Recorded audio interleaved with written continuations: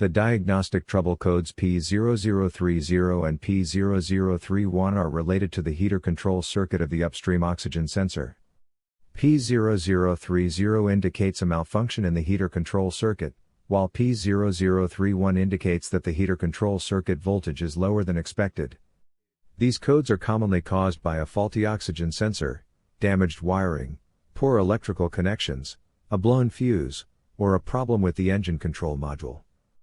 Common symptoms include an illuminated check engine light, poor fuel economy, increased exhaust emissions, rough engine operation during cold starts, and delayed oxygen sensor performance.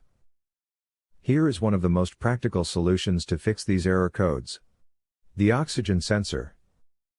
This oxygen sensor is located right before the catalytic converter. Bank 1 is on the side with the cylinder number 1. Sensor number 1 is usually the one in the exhaust manifold. Visually check the oxygen sensor's electrical connections, wire harness, and metal tabs for any damages. If damages are found, then replace the oxygen sensor. If there is no damage found on the oxygen sensor, you would need to take your car to consult professional mechanics. So here is one of the most practical solutions to fix the P0030, P0031, and P0032 error codes.